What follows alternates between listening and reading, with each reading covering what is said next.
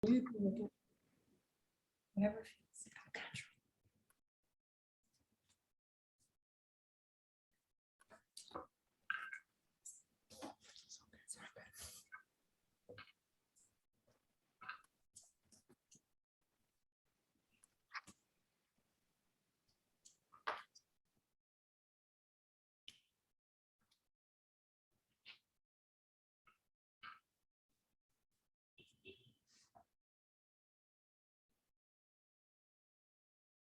All right, I'm going to give another minute for some folks to continue to join.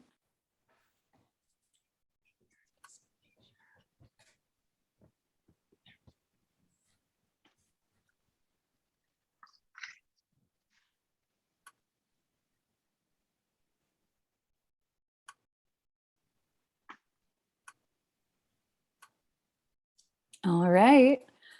Good evening and welcome to tonight's online author event with Greenlight Bookstore. I'm Kay from Greenlight, and we're thrilled to host tonight's event with Andrea Elliott launching her new book, Invisible Child: Poverty, Survival, and Hope in an American City. She will be talking with Faith Hester in a conversation moderated by Amy Lowe, so you're in for an excellent time. Tonight's event is also co-presented in partnership with Girls for Gender Equity. Michelle Greer, Chief Program Officer, is here to tell us more about the organization and the work they do. Michelle Greer, she, her, is a Black feminist, social justice worker, and proud Brooklynite, born and raised in Clinton Hill, Fort Greene. In her capacity as Chief Program Officer at Girls for Gender Equity, GGE, Michelle oversees the direct service and advocacy of GGE's work. In collaboration with GGE team and key stakeholders, she leads GGE's strategic priorities to ensure the support and empowerment of young people, while being an ambassador for GGE's mission to external local and national groups. Greenlight will donate 15% of online sales of Invisible Child through October 10th to GGE, so please make sure to order your copy soon. Before we start, I just want to say a huge thanks to Andrea, Faith, Amy, Michelle, and the staff at Girls for Gender Equity and the team at Random House for making this happen, and to all of you for showing up. Although we're not able to host events in our store spaces, our community of authors and readers is still here. We're grateful for your support and for the chance to make space for conversation and connection. Now, just a couple of housekeeping things. In our Zoom webinar tonight, you can see and hear the speakers, but they can't see or hear you. They can see that you're here though, and there are a couple of different ways in which you can interact with the authors and with each other throughout tonight's event, which we highly encourage.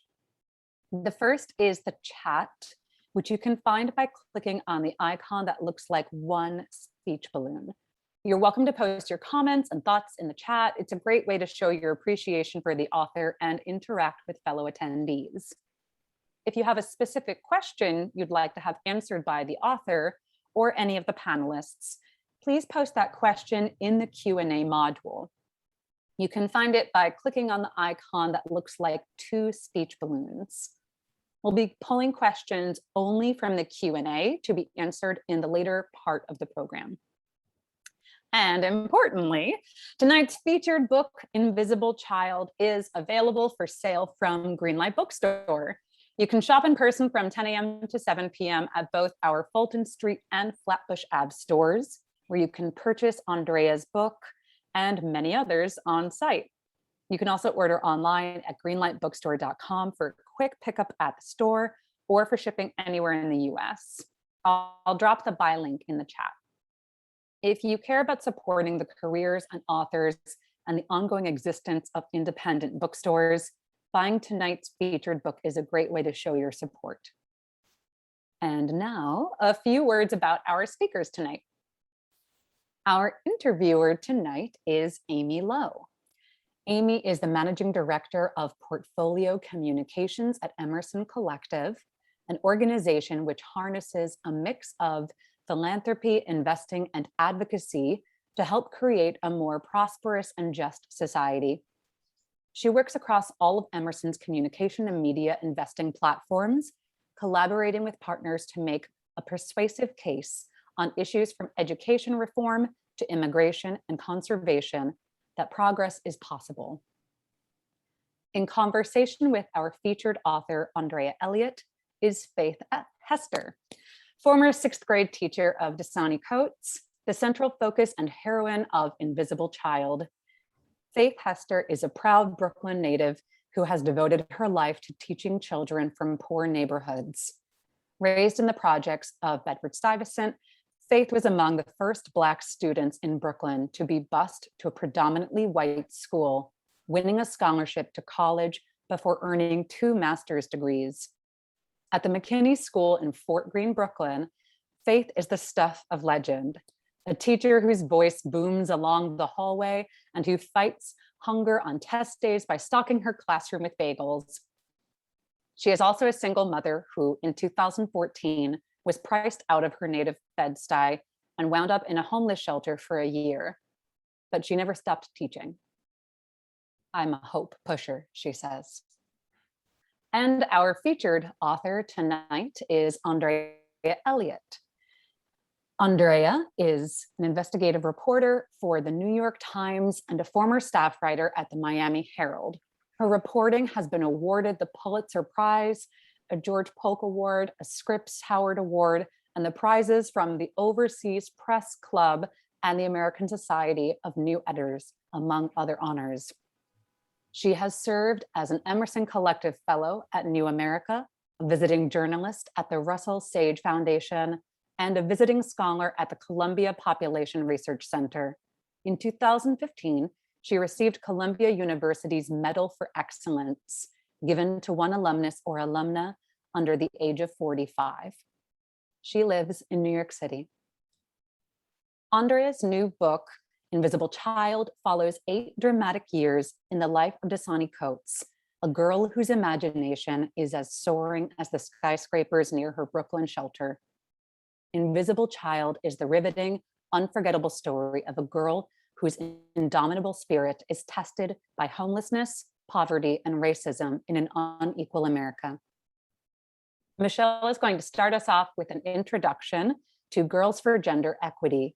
Then Andrea will give a reading from the book, after which she'll be talking with Amy and Faith and all of you. Please take it away, Michelle, and thanks so much for being here with us. Good evening, everyone. Thank you so much for that robust introduction and getting us started. It is an honor to be here this evening, speaking with Andrea and Faith and having Amy lead us in this conversation. GGE, Girls for Gender Equity, I get the privilege of telling you a little bit about what we do and the importance of how that connects to this moment and having this conversation about at this moment about the invisible child.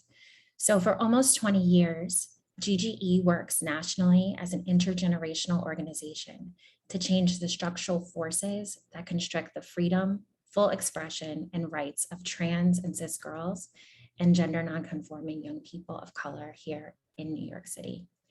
This work is done through policy, advocacy, direct service, and culture shift work to achieve gender and racial justice through a Black feminist lens.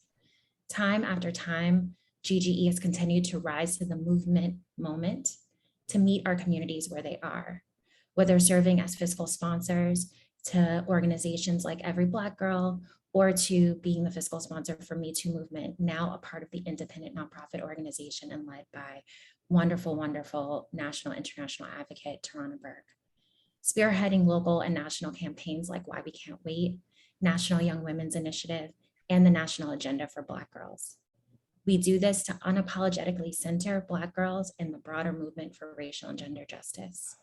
And as we come together tonight to talk about the individual child, we know that it is so, so important to name those young people who sit at the margins, who often go unnoticed and misunderstood in most of the institutions and spaces that we set up for them. We are honored to be in this conversation tonight. We hope that you Google us, look us up on GGE NYC, and learn more about the work we do. Thank you so much for having us here, and I'm going to pass it back to Andrea, Faith, and Amy. Good evening. Hello, everyone. Faith and I are here together. We join you. And I want to, first of all, thank you, Michelle. That's that's just such important work that you do.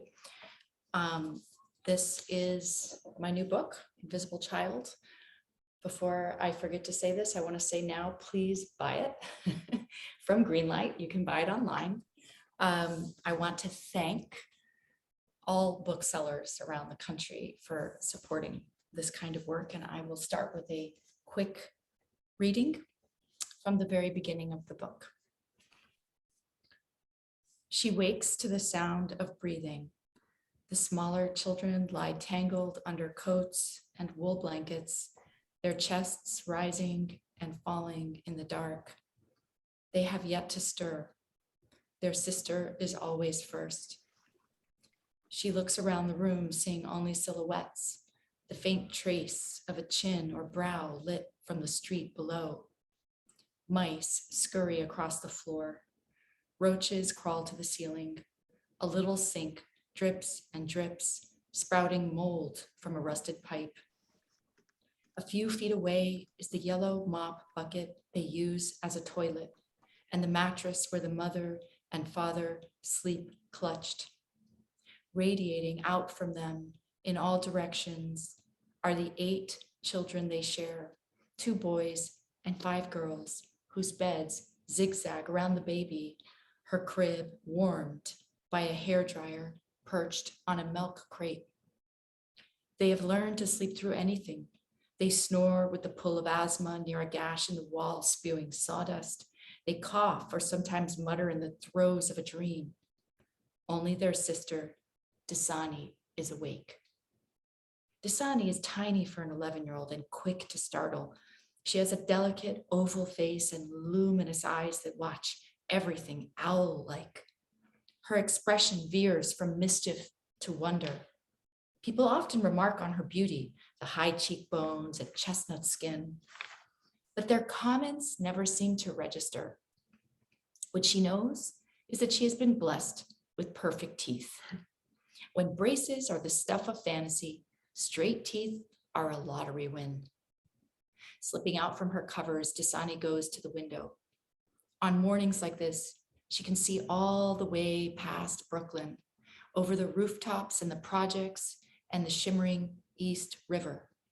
Her eyes can travel into Manhattan, to the top of the Empire State Building, the first New York skyscraper to reach 100 floors. This is the type of fact that she recites in a sing-song, "Look What I Know" way. She fixes her gaze on that distant temple, its tip pointed celestially, its facade lit with promise. "It makes me feel like there's something going on out there," she says. "I have a lot of possibility. I do, though. I have a lot of things to say." One of the first things Dasani will say is that she was running before she walked. She loves being first, the first to be born, the first to go to school, the first to win a fight, the first to make the honor roll. She's a child of New York City. Even Dasani's name speaks of a certain reach. The bottled water had come to Brooklyn's bodegas just before she was born, catching the fancy of her mother, who could not afford such indulgences. Who paid for water in a bottle? Just the sound of it, Dasani, conjured another life. It signaled the presence of a new people at the turn of a new century, whose discovery of Brooklyn had just begun. Thanks, Andrea. This is such a treat to get to talk about the book and to see you again and to meet Faith Hester, who's such an important character in the book, but most importantly in Dasani's life.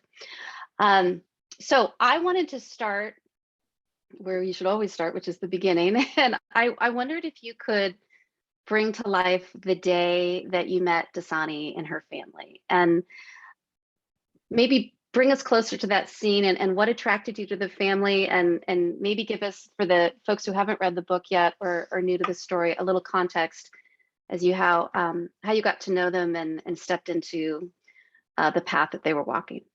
Sure. It's a very good place to start. It began in October 2012. I, as a reporter for the New York Times, was looking for a way to write about child poverty and specifically about the homeless crisis in New York City.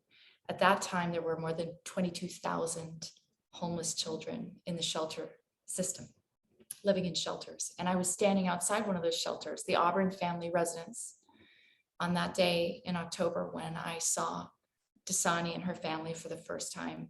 And I love to think about that moment because I'll just never forget the first image I had of them walking out together. They showed so much unity and strength and togetherness, and also just a kind of eccentricity in their the way that they walked. So this is how they often walked in the street. So Chanel, the mom at the front, with her phalanx of children. She was almost like a drill sergeant, or you could almost look at them as a row of ducklings behind her, just boom, boom, boom, boom, boom, walking together. And this is how they protected one another and how they felt that they could stay safe in the world, was to be like that. And I would witness this for years to come. Dasani, of the 8 children, she's the second oldest of the 8, really stood out to me. She just kind of captivated me from the moment I met her. I found myself racing to write down everything she said. She had a lot of words. She wanted to talk, and that was really a draw, because as a mother, I can tell you, and Faith as a teacher, I'm sure can talk about this, but it's rare to find a child, especially at age 11, who wants to share in the way that Dasani did, who has that ability to articulate in a really profound and moving way what she was experiencing. And what she was experiencing at that time was something I really wanted to get inside of, which was what it was like to be growing up deeply poor in a wealthy city. New York's one of the richest cities in the world. And at that time, and as of the last time I saw the study, that this was available 2018, so this continues to be the case roughly, nearly half of the city was living near or below the poverty line.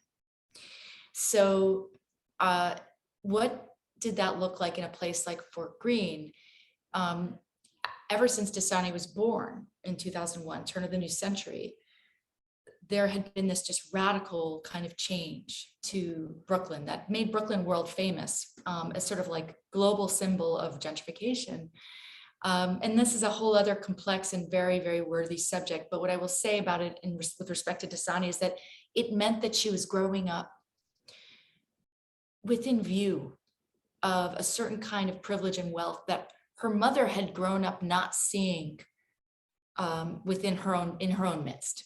That was the difference, that the New York of the 80s, of East Brooklyn, of Chanel's time, Chanel, who was named for the perfume that her own mother spotted in a magazine, because that was the closest you could get to this other world, was now raising her daughter, Dasani, who she saw literally this bottle and held it in her hands because it had come to her. This new population had come right into her neighborhood.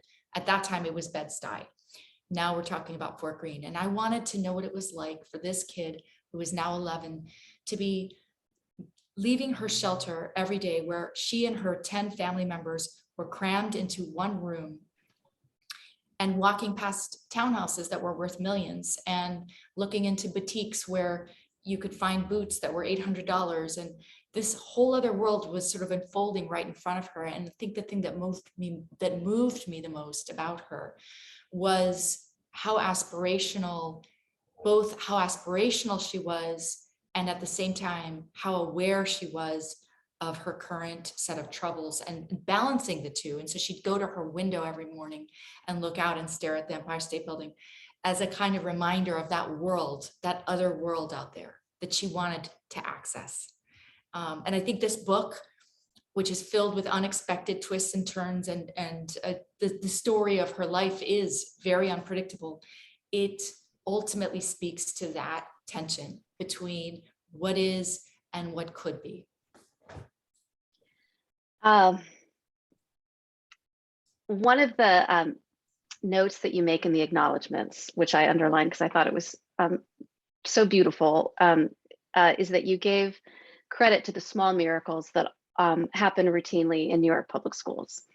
And we have Faith Hester, who I want to call Miss Hester because she's a teacher, but she said I could call her Faith before, who I think is the... I called her Miss Hester up until recently. I know. Let me know when we did the switch to Faith and Andrea. I know. Tonight we'll say Faith, but let's be clear.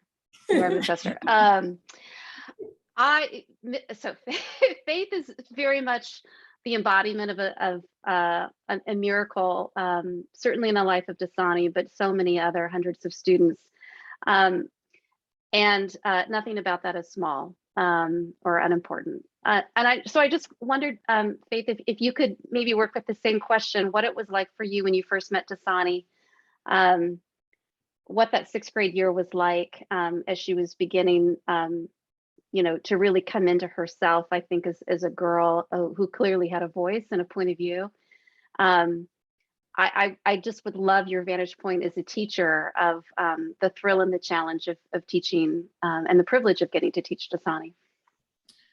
Well, actually, that class rescued me. It was the year, I believe, after my mother had passed. So they were so important to me.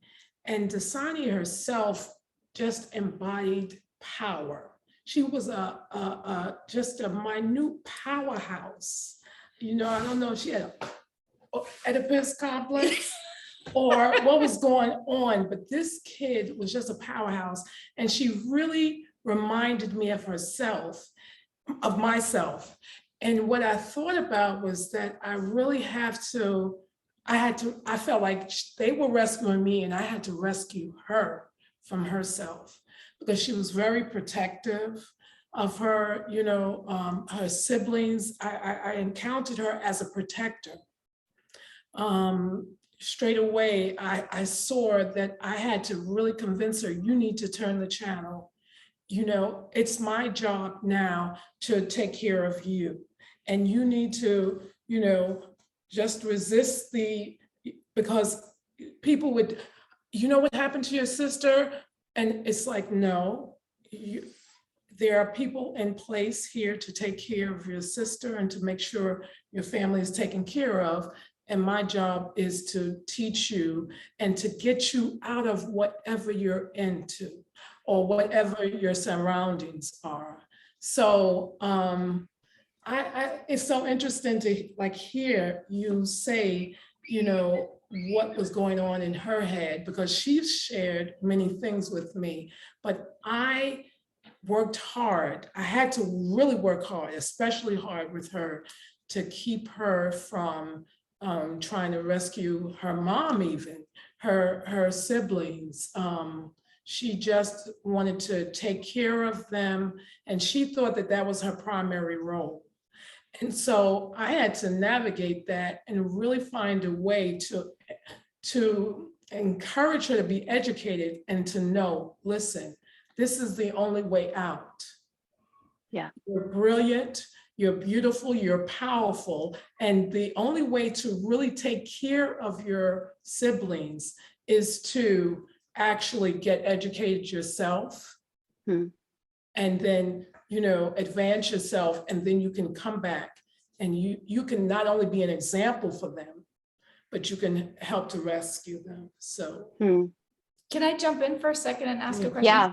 Because what I love so much about your story, and part of when you say they were rescuing you and you were rescuing them, I just observed there's a real relationship that's part of the genius of your teaching technique, right?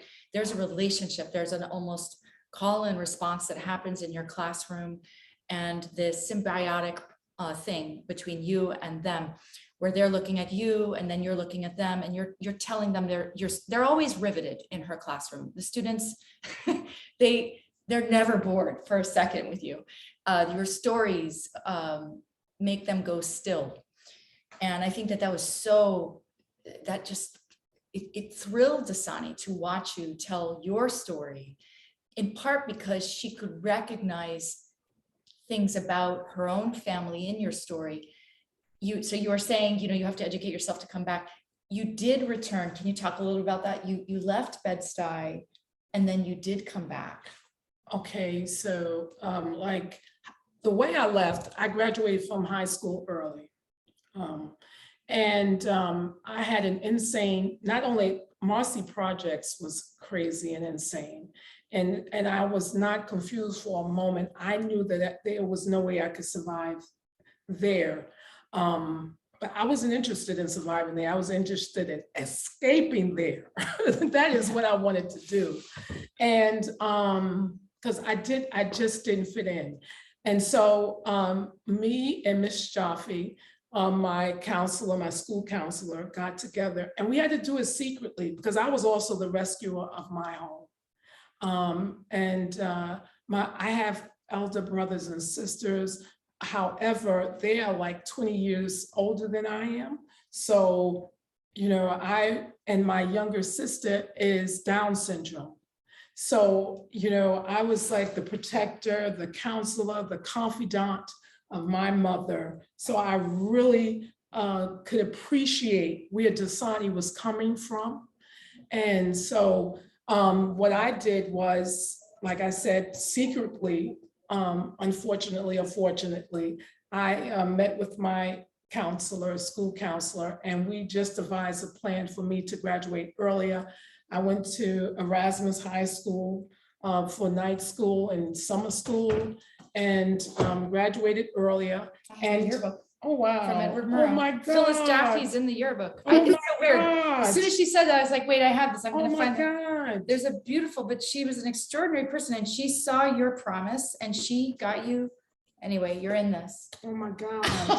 Oh my God! I'm gonna cry. So Don't cry. this lady was so powerful in my life, and I actually felt like I had to escape, like literally.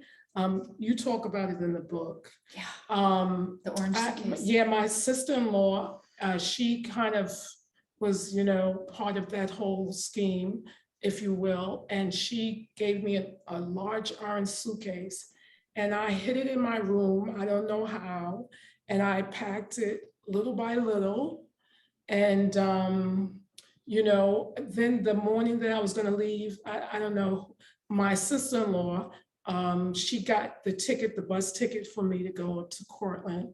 And, you know, I was trying to figure out how I'm going to get there. And because I couldn't really tell my parents. And the morning that I left, one of my parents literally kicked me in the back. Because not that they don't want us to be successful. That isn't it at all. So, you know, it can be misconstrued, but this idea of you are the one who, like, you're the glue. Yeah. That holds everything together. You know, their sanity, their purpose, you know, and their opportunity to do it right. Mm-hmm. So they were still trying to hold on to that whole idea of, you know, there's always tomorrow, you know? Mm. And so that was smashed at that moment, like there's no more opportunity, you know, and also I was also the glue that connected my mom to my dad. Yeah. So that's a horse of another color at all. But in any event, I drugged the suitcase out because it was too heavy. I had overpacked clearly. And probably there were a lot of books in there because I love reading. And that was my escape. And this guy who I believe passed away, I think his name is Mr. Charles, helped me to carry it. This is before there were wheels on suitcases. Right. I literally drug it. Yeah, she went on a bus. You ran away to go to college. I really ran away to go to college. Yeah. Yeah. Wow. But then came back as a renter in Bed-Stuy, and that is when we entered each other's lives, when I was Right. starting to follow Dasani. And we had all of these conversations about gentrification and what it was like to be in your birthplace and have all these new people in your neighborhood. I don't know if you, anyway, we can get there at some point in this conversation, but it's a very important piece. Well, and I think I wanted to pick up on there are some, well, the empathy that you bring to your classroom. Oh gosh, I hope I'm not frozen. And the similarities and it's a beautiful shot. So just keep well, talking. I can hear you. all right, I'm gonna just keep going here until I unfreeze. So my question is, it's so much to carry for one person to overcome what are so many broken systems all around. And I wonder, Andrea, if you could point out, you know, systems ultimately So doing their best. Okay, can you hear me now? now I can hear you. Something about systems. and- Okay. Great. So what I'm curious about, and I'll connect back in while you're talking, but You hopefully can you text can me a hear question me. too, because remember, we're multifaceted. Systems You're breaking up, but you know what I'm going to do? I'm going to jump in because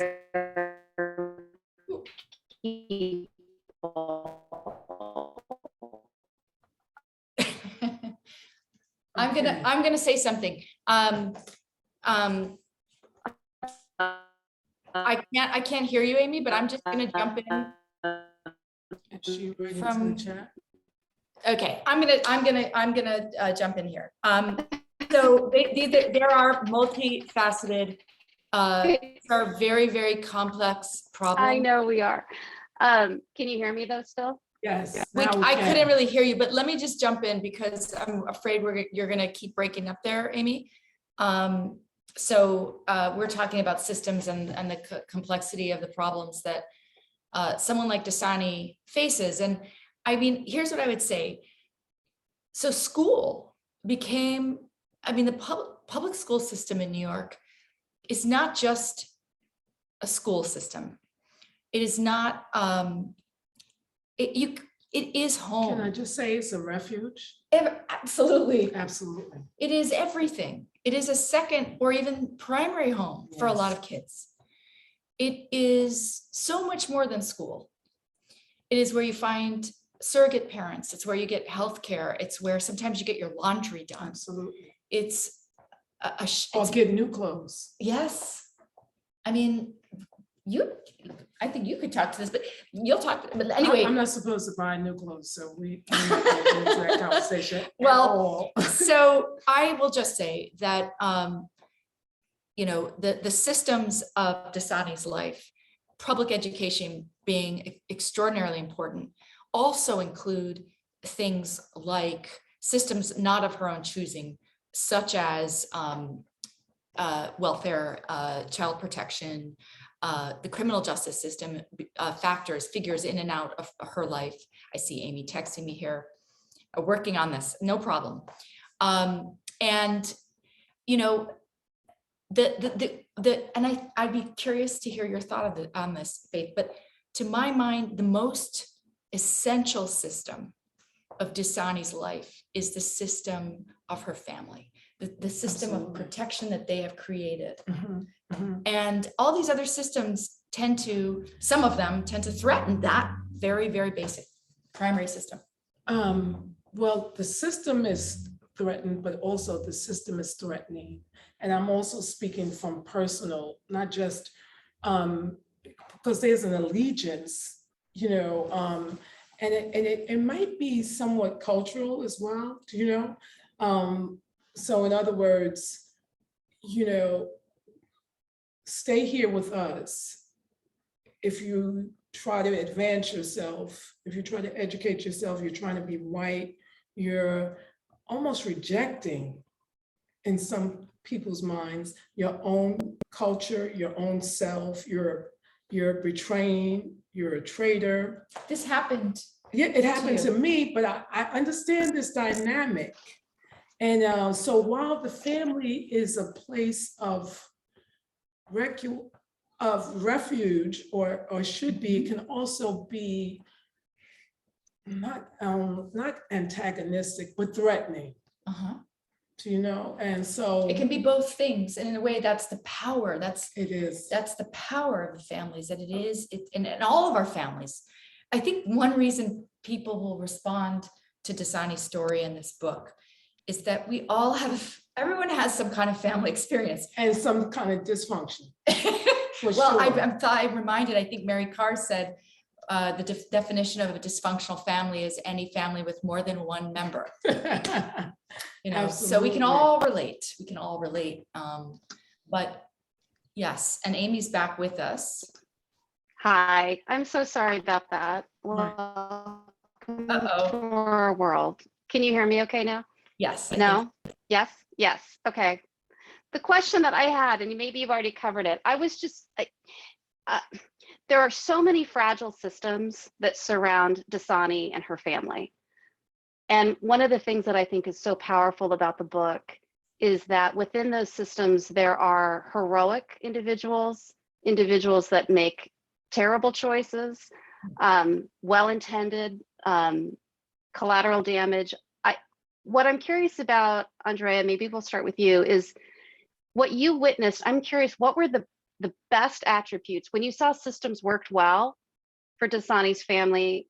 Maybe help us understand what it looks like when these systems are in place that actually are effective. And then also point us to the places where they are in desperate need of repair, because the complexity that surrounds this family, but also broadly poverty, clearly needs dramatic repair. But I also know that you witnessed some moments where the systems actually showed up and did what they were intended to do. I mean, and I wonder if you could just sort of work with both sides of that. I mean, systems, even when they are inhumane in the way they are carried out, and each of these systems that we're talking about have all kinds of, texture to them, right?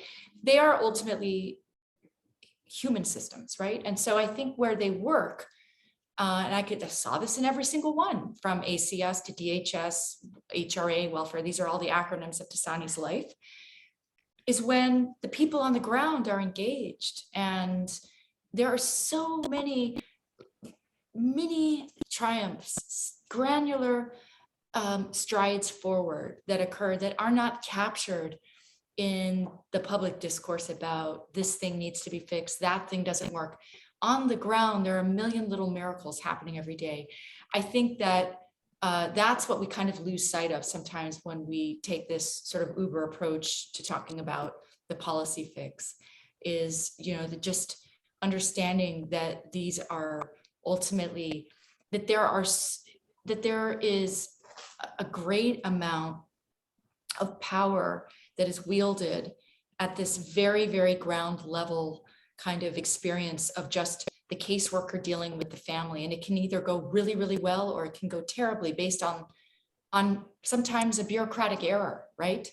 And as is so often the case with poor families, what we saw with Dasani's family again and again is not that anything hugely horrible happened that destroyed life for them in any one instance, so much as a tiny error then cascading into a bigger problem, into a bigger, and it snowballs. Suddenly you've got a disaster on your hands because of a mistake. And there's many examples of that in the book. Yeah. So yeah, but I think the book is ultimately about people more than it is about system. Yeah, because the fragility that surrounds this family is profound, and yet the strength of individuals who come alongside them at the right time when systems behave the way they should is also this just extraordinarily powerful reminder that systemic change is absolutely possible if the right people show up. So Amy, you're breaking up again, but I'm going to take this as an opportunity. So I'm wondering, Faith, if you can talk about what it was like the year after the series ran. So Dasani, I follow 8 years in her life. After the first year, a series ran in the New York Times. Then we're in 2014. I'm continuing to follow her life for a book. And I'm also following your life. And at that time, something really dramatic happens, which is that your landlord decides to flip the building that you've been renting. And I wondered if you could just tell us a little bit about what it was like to live in Bed-Stuy, which I think a lot of the people who are listening to our conversation tonight are Brooklynites. Gentrification is a very complicated subject. There are many, many, many layers to it. A lot of artists who feel themselves they've fallen victim to it. White artists, it's not one thing, right? But I'm curious if you could just talk a little bit, because it was so moving what you shared with me that year. We would talk about the cafe, this very fancy shop that opened up that was selling $4 espressos, and you'd walk past it, and these were the streets you grew up on. And how can you just share a little bit about that? Do you mind if I just say something about the Not at all. systems? Okay, so I just want to interject that every system is impacted by racism. Yes. And so, for example, children of color, when they let's say smoke marijuana or do something else, is criminalized. Yep. All right. When Caucasian children do it, it's medicalized. And we see that with the opiate crisis, So it's important for us to know that these systems have lens that they see the people that they're to service differently. And I think that there are remnants. I was having a conversation about this earlier about, what looks like punishment versus correction in school, because our culture is punitive toward people of color. I think it's a remnant of slavery. Like the only way that they can learn is to be harsh and abrasive and extreme, So like that's important to know about these systems. They need to confront their beliefs about the people they're serving, because the service is going to look different and based on how they view the person that they're serving. If you think that, this person is really a victim of this system, you're going to look at it differently than you are looking at it, that they caused it. And if it weren't for X, Y, and Z, like, why would anybody choose to be on drugs? Why would anybody make certain choices? I have students who still self-medicate. Why do they make those choices? And it's important for us to ask those questions. But the racism is the gravity of racism. I cannot even articulate it in 1 million hours, how it impacts every part of school and even teachers of color. We have to constantly come up against the gender bias, the bias, social economic biases. All of these biases are always integrated, whether we are conscious or not. And it's better to be conscious and honest, so now you're acting strategically and fairly than to be unconscious. So I just wanted to say that. Thank you. Just moving forward to like that whole scene, and I share with you, I felt like I was watching my own life. I felt like I was having an out-of-body experience when I'm walking down, the block that my mother used to live on, by the way, and clean. I believe my brother told me to clean someone else's house, and I grew up not far from there. Marcy Houses is not far from where I lived. I don't know if I can say the street, I won't. But in any event, it was really difficult, not the cafe, because I'm an outdoor cafe kind of person, right? But the people would look at me like I didn't belong there. And I'm like, wait a minute, I've served in this community for a couple of decades. You know, I was born here, my daughter was born here. How dare you, at least be inclusive? But the attitude of gentrification is you're being displaced. Right. And we want to purchase your dashikis. They're beautiful. We like your hair. We'll even lock our hair like yours, but you're no longer part of this. We'll integrate what works for us, what's beautiful, what's attractive, and kind of gives them some, I feel like, a way of saying, we're accepting you, we're including you, we're including your culture, but we're excluding you for sure. And it was really, it was painful. It made me angry. I was confused. I didn't think it was possible for this to happen, to be quite frank with you. So just watching the change, I was excited about some of the changes because Bedford-Stuyvesant deserves to be venerated, like as does Harlem, right? Yeah.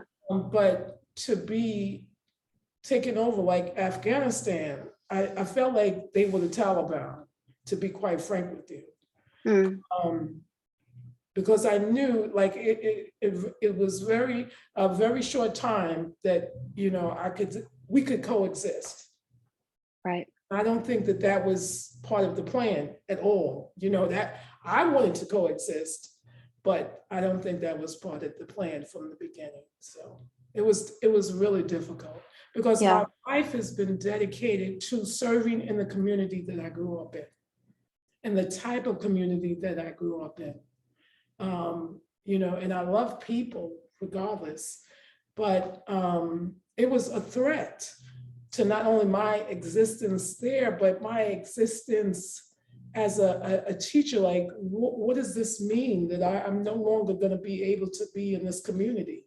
Because I would walk to my students' houses. I see my students like outside and, greet them and talk outside, and I could get a view into their lives and see them with their younger siblings. Yes. And I think one of the most powerful things I ever witnessed in your classroom with Dasani present was a lecture you gave talking about this very thing. Sorry, it's noisy outside, so hopefully you guys can hear us. And just her absorbing you as someone who's both of the neighborhood, but also who transcended a bunch of problems to get family circumstances, to get the education you wanted. And then guess what? Here she is, she's back. She lives in the same neighborhood she was born in. She teaches in my school. And I can do this too, as without leaving, without being displaced. I mean, it wasn't even in the conversation that you were, and then suddenly you were forced out. It was like you couldn't give that same lecture anymore to your students. You can, but not as I'm still here. You're now commuting. Your commute is how long?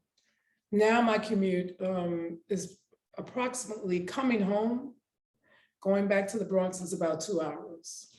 Wow. Like at least, between 87 North and the FDR Drive, at least with the traffic, like no matter what time I leave school, I get home 2 hours later. So it's just hard for any teacher to afford parts of Brooklyn now, right? And so, but these are some of the many questions that I think this Dasani's story and Faith's story make us ask is things like, what is the cost of gentrification? How does it play out? How does it play out in the lives of people? I was just going to say, what I love, Andrea, about what you've done with the book is that you've made these questions urgent and real. They are no longer abstractions through the power of these characters, because the characters are our lives. there's a question that was raised that I think might be an interesting segue, because I'd like to touch just a little bit on Dasani's chapter for life where she goes to Hershey. But there's a good question here that Dasani, after your 2013 series, became a bit of a cause to love for local politicians, promising all kinds of things, including long-term help. And Holly asked whether or not were any of those promises made? What kind of follow-up did you see from that, from the world of policy? Oh, we're back in the land of policy. Well, Dasani was heralded on stage when, Mary de Blasio was sworn in. So the question was, what happened as a result? It's fair. It's absolutely fair. I heard Bloomberg say after he stepped down in a smaller audience, he said, if anyone thinks they have a simple answer to the problem of homelessness, that's laughable. I mean, it's an extremely complex problem. De Blasio continued to struggle. Numbers went up, then they went down. There's been things that have worked. There continues to be a serious shortage of affordable housing. Right. We'll have a new mayor soon. There is a lot of conversation around supportive housing. That's a whole other, potential solution. I think what I'd like to focus on about that period for Dasani and promises made was more sort of, I think, what she felt she symbolized in that moment. She felt like the most celebrated kid in the world for a few days. She was up on the inaugural stage, and then within a few months, her life had resumed its normal grind. There was a trust which continues to exist. It's called the Invisible Child Trust, and you can find it on Twitter, that goes to support Dasani and her siblings in terms of college and other long-term plans and some other forms of help.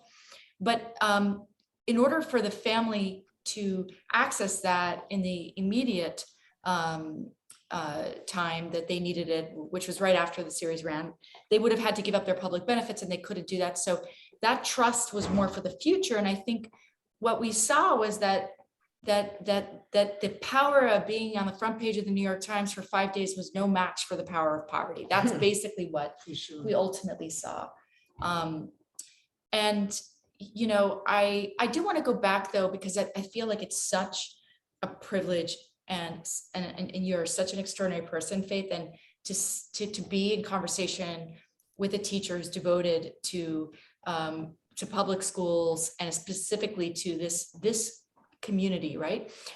Where more than 90% of the students at McKinney are, basically qualify for free or reduced priced meals. That tells you the extent of poverty.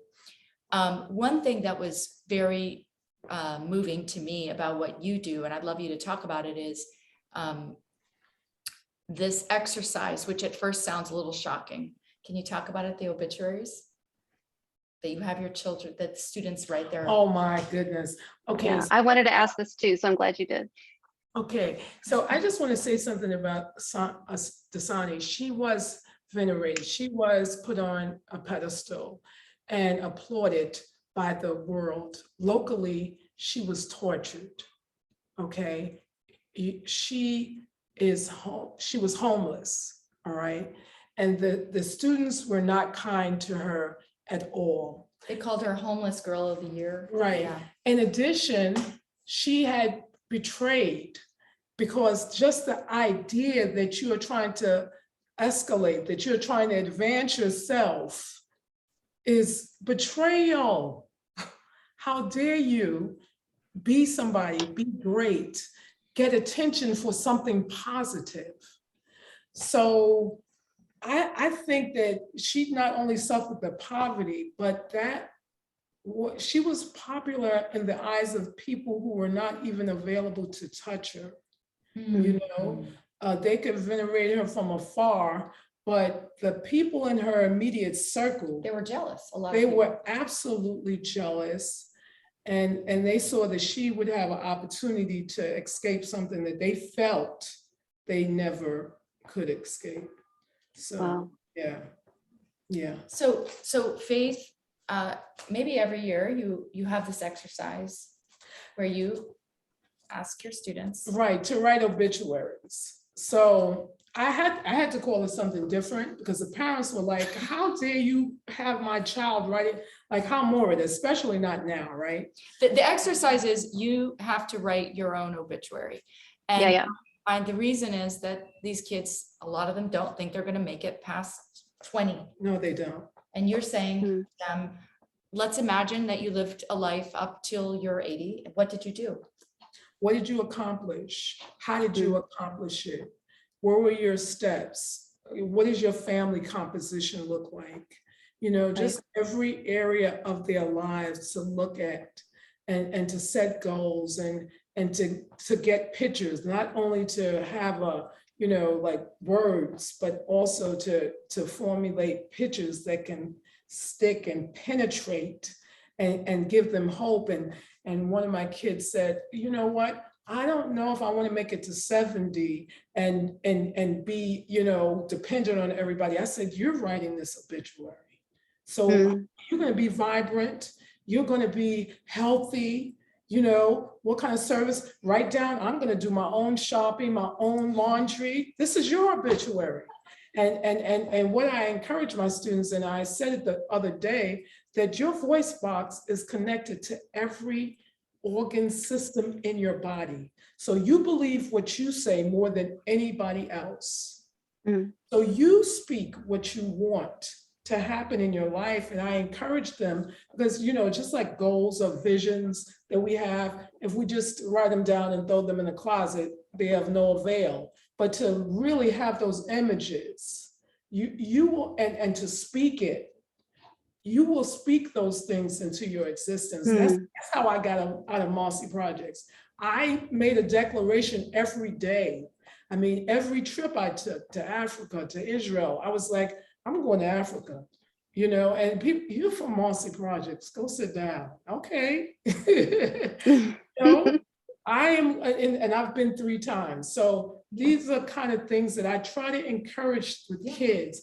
And I'm telling you, I don't regret for one moment, not the homelessness was very difficult, mostly because of my daughter. Yeah. And the shame, and I got a bird's eye view into the shame of homelessness for these children.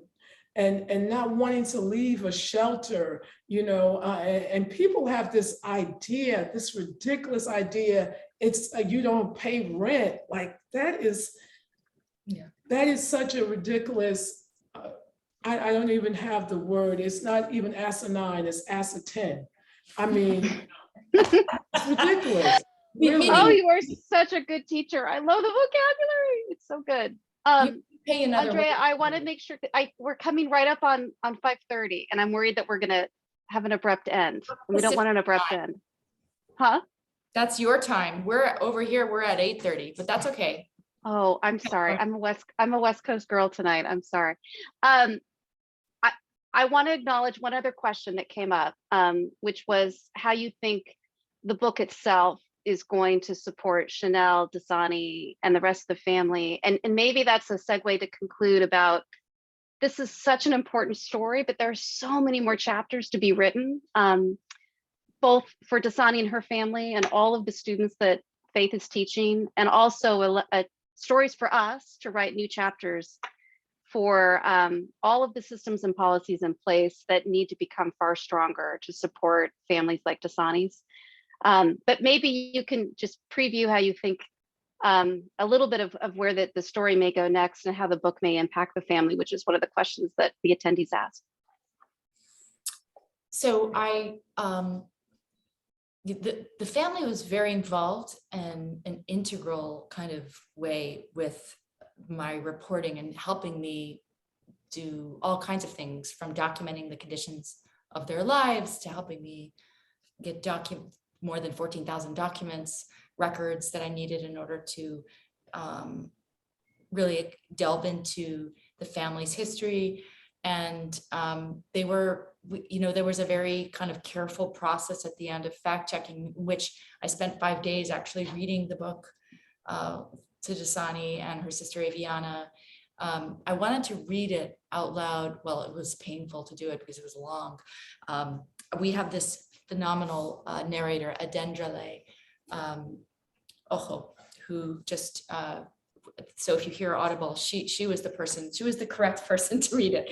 However, Dasani had to endure 5 days of me reading it in part because I wanted to see her face, and I wanted to make sure with every sentence, like, did that sound right? Or is that incorrect? Is that correct?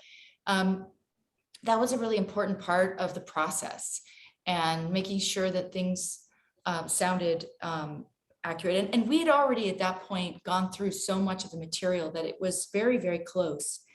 So I do believe that the family is, knows the book well before it even came out, was very familiar with it from beginning to end.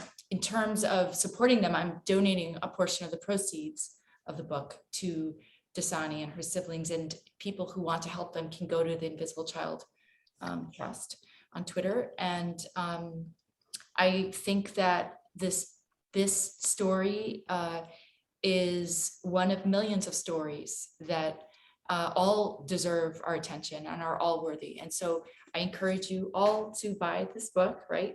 Okay, told me to tell me, apparently authors forget to say this. Please do support this book and this story. Thank you. I couldn't agree more. It was such a treat to be able to listen to both of you. I am sorry for my technical issues. Such are the days that we live in. But maybe Faith should have the last word before we're concluded by Greenland. Well, I wanted to say it's an important story, and only celebrities like Dasani now know the duplicitous nature of being in the public eye, especially under the conditions that they were and they are in, right? However, the visibility is going to help them. And so they kind of carry the mantle, if you will, for others who are in the position and that they were in. And I think it's an awesome thing. I think that's tremendous. So, but the thing that the reason I want you to read this book is because you get to know these systems and understand the intricacies, and they're, like you said, they're so leveled. There's so many nuances, and maybe you can understand racism, because it's hard to understand racism from the outside. I can read about being a white male, but really it's very difficult to understand it. So just understand the systems, and I think it will develop a compassion, and it will also give everyone who reads it, they will find a place, even if it's not minute, but I'm saying they may think it's minute in their individual lives, and approaching things differently, and the way that they communicate with others. When they hear ACS, and maybe they'll ask a question that might, set something off in a different direction than it's going in.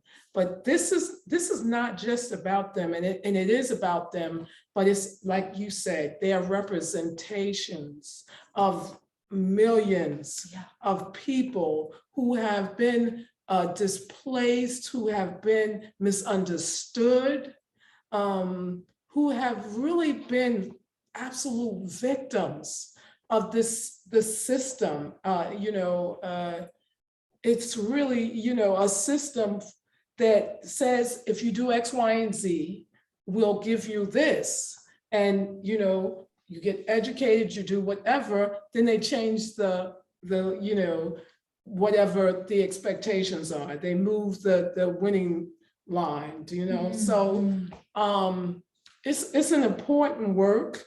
It's going to impact their lives, I believe, in a positive way. I hope that Dasani models, because she's gorgeous. Really, I really, really do. Oh, because she was on the front page. Oh, she's beautiful. She was on the cover of the magazine. Yeah. Yeah. I'm so sorry to interrupt, because we could continue this conversation clearly. And it's a complicated subject, and we're talking about people's lives. So I really appreciate everyone here tonight. Thank you so much. Faith, Andrea, Amy, and Michelle. And Michelle, if you could take us out, I'd love for you to be able to talk one more time about GGE. And thank you all again for attending tonight. And please remember to support Greenlight Bookstore and buy a book. Thank you so much for having us here. I think some of the things I took away from the conversation were recognizing the contradictions that come from our multiple lived experiences. When we talk about white supremacy, when we talk about racism and its impact on multiple levels, poverty doesn't look one way. Living as a Black girl, developing into a Black woman doesn't look one way. We're not all of our sad stories. We're not all of our happy stories. We are multitudes of selves. And when we think about shift and change, radical transformative change, we also have to think on multiple levels. So at Girls for Gender Equity, we work alongside young people to help them uplift their own narratives from their perspective and really push forward the change that they think they need in the world at a systemic level. So thinking about policies and how to best talk about culture shift so we can really have an informed shift that's provided from them. So we have links that are in the chat. You'll be able to find out more about us online, GGE NYC, and just really grateful to be here in conversation. Thank you. Thank you all so much. Thank you. Have a great Thanks so night, much. everyone. Buy the book. Buy the book. Bye.